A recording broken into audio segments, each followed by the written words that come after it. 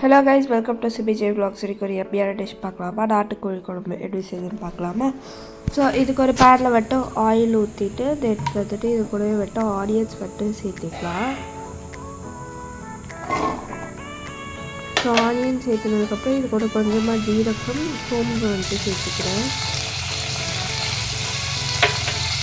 இன்னும் கொஞ்சமாக மிளகு வந்துட்டு சேர்த்துக்கிறேன். இது கூடவே கொஞ்சமாக பட்டை எடுத்து வச்சுருக்கு, இதில் ஆட் பண்ணிக்கலாம். ஜஸ்ட் கருவேப்பிலையும் இது கூட சேர்த்துக்கலாம்.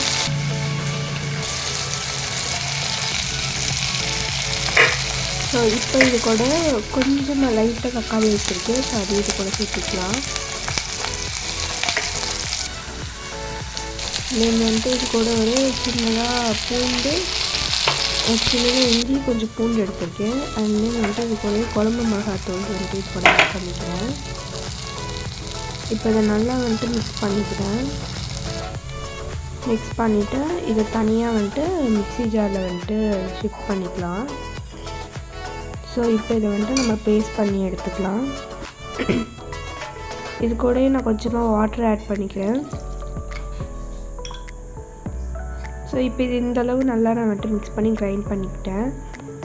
தென் வந்துட்டு இன்னொரு பேனில் கொஞ்சமாக ஆயில் ஊற்றிட்டு பட்டை, கிராம்பு, ஜீரகம் இதெல்லாம் சேர்த்திட்டு தென் வந்துட்டு இது கூடவே கொஞ்சமாக வந்துட்டு கருவேப்பிலையும் சேர்த்திக்கிறேன். கூடவே ஒரு பச்சை மிளகாயும் சேர்த்திக்கிறேன். தென் வந்துட்டு இது கூட கொஞ்சமாக வந்துட்டு ஆனியன் சேர்த்துட்டு அதே மாதிரி கொஞ்சமாக தக்காளி வந்துட்டு சேர்த்துக்கிறேன். தென் இது இந்தளவு நல்லா குக் ஆனதுக்கப்புறம் இது கூட நம்மளோட நாட்டுக்கோழி வந்துட்டு சேர்த்துக்கிறேன்.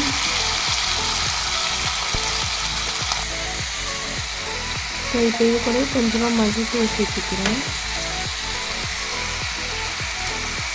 இன்னும் கொஞ்சமாக வந்துட்டு சால்ட்டும் சேர்த்துக்கிறேன்.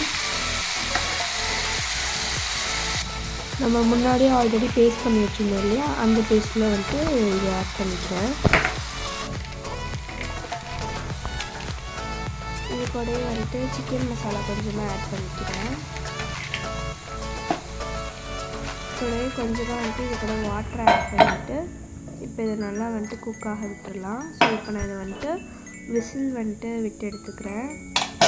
ஸோ இப்போ இது வந்துட்டு நல்லா ஒரு 2 விசில் இது வேகிற அளவுக்கு நான் விசில் விட்டு எடுத்துக்கிறேன்.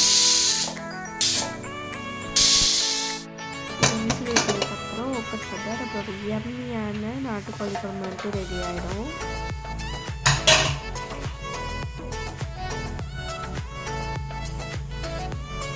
ஸோ இப்போ இது கூட கொஞ்சம் வந்துட்டு கொரியாண்டர் லீஃப் வந்துட்டு ஆட் பண்ணிக்கிறேன். ஸோ இப்போ இதெல்லாம் வந்துட்டு மிக்ஸ் பண்ணிவிட்டு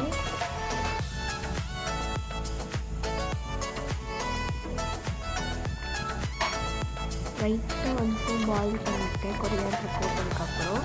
தென் வந்துட்டு இதை வந்துட்டு ரைஸ் கூட சர்வ் பண்ணும்போது அவ்வளோ எண்ணெயாக இருக்கும்.